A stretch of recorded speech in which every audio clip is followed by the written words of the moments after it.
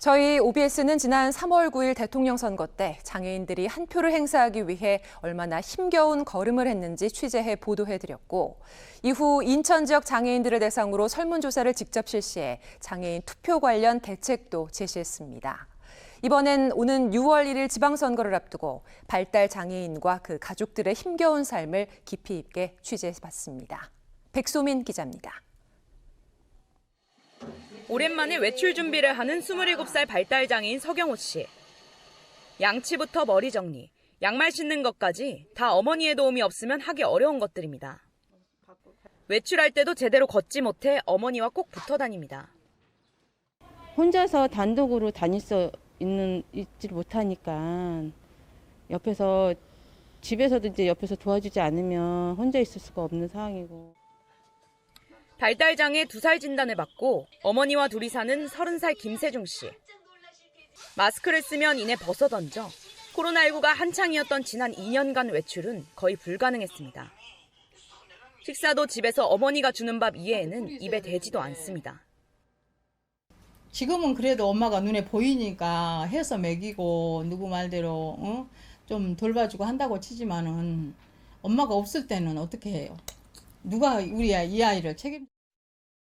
인천의 전체 장애인 인구는 올해 3월 기준 14만 8,670명으로 5년 동안 꾸준히 늘고 있습니다. 이 중 발달장애인은 12,983명으로 전체 장애인의 8.7%를 차지합니다. 그나마 낮 시간에 이들을 돌봐주는 주간보호센터 40여 곳이 있지만 정원이 628명으로 10,000명이 넘는 장애인들이 대기하고 있는 상황. 몸도 마음도 한계에 다다른 발달장애인 부모들은 지난달 20일 삭발식을 갖고 24시간 지원체계 구축을 호소했습니다. 저희 아이들이 저희가 없었을 때 갈 곳이 어디겠어요? 노숙인이 되거나 시설에 가거나. OBS 뉴스 백소민입니다. 네, 그럼 자세한 이야기 백소민 기자와 더 나눠보겠습니다. 백 기자.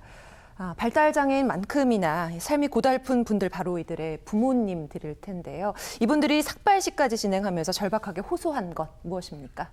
네, 발달장애인 가족과 함께 동행하면서 이제 그들의 삶을 한번 들여다봤는데요. 네.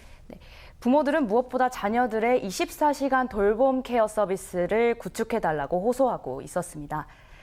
네, 발달장애인들에 대한 책임을 온전히 부모에게만 떠맡기지 말고 이제는 사회가, 국가가 함께 나누자는 겁니다. 이외에도 경조사 등으로 부모가 부재 시에 자녀들을 일시적으로 맡아주는 긴급 돌봄 지원 확대, 장애인 자립생활센터와 이런 시설에 종사하는 인력 확충, 발달장애인들의 공공일자리 확대를 요구하고 있습니다.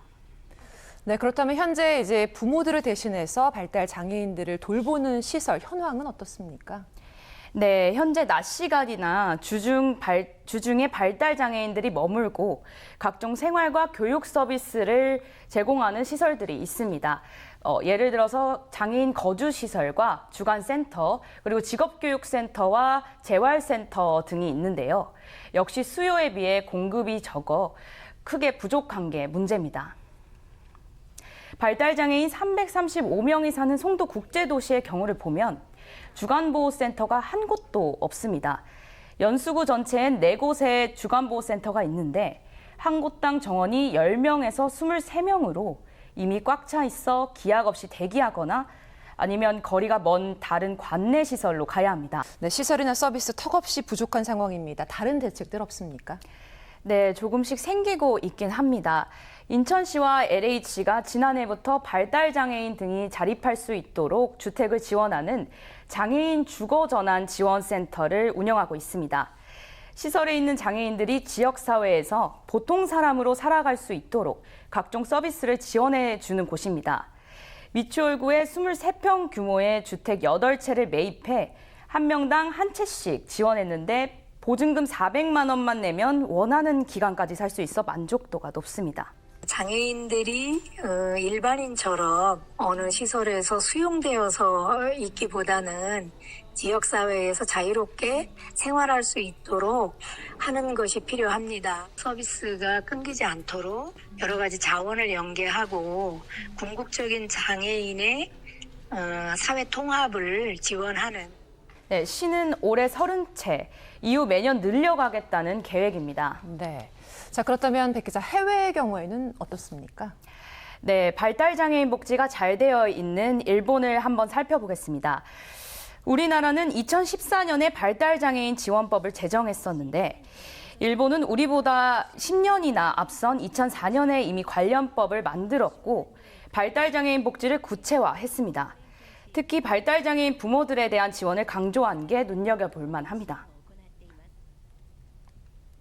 発達障害のある子を長年育ててきた先輩にあたる親がですね、新たにこの問題を抱えることになった親に対して助言を行うといったようなですね、そういうメンターのようなそういったような制度も非常に効果的に働いています。 네, 또 부모들에게 매년 물가에 연동한 특별 부양수당을 지급하기도 합니다. 네. 우리나라도 발달장애인들을 위한 정책 체계적으로도 적극적으로 펼쳐야 할 텐데 어떤 게 가장 큰 걸림돌이 되고 있습니까? 네, 아마도 전문가들은 예산을 가장 큰 문제로 꼽고 있습니다. 인천시의 경우 발달장애인 맞춤형 돌봄 예산은 매년 꾸준히 증가하고 있습니다. 발달장애인의 주간활동 서비스의 경우 2019년 11억 원에서 올해 94억 원 수준으로 매년 2배 가까이 늘고 있습니다. 우리나라 전체 장애인 복지 예산을 보더라도 과거 20년 전에 비해 많이 증액된 건 사실입니다. 그러나 장애인 복지 수준은 OECD 32개 국가 중 멕시코 다음으로 31위, 최하위 수준이라고 합니다. 또 미국과 호주, 스웨덴과 캐나다, 영국, 독일과 같은 나라는 GDP 대비 장애인 복지 예산이 1.5에서 2% 가까이 되는데 우리는 0.6%밖에 안 됩니다. 우리가 세계 10대 경제대국을 넘어 5개 강국에 진입하냐 마냐 이런 얘기까지 나오는 마당에 장애인 복지 예산 마련엔 지나치게 소극적인 거죠. 이번에 국회에서 지금 발의해 놓은 장애인 권리 보장법이나 추후에 이제 발달장애법 개정이나 이런 걸 통해서 예산을 확보하고 또 정책의 우선순위로 결정하는 데 있어서 관계할 수 있는 장치들이 만들어져야 될 것 같습니다. 네, 새 정부 또 차기 인천시장 등이 적극적인 정책과 예산 배정으로 발달장애인과 가족들의 고통을 조금이나마 좀 덜어주었으면 좋겠습니다. 백소민 기자 수고했습니다.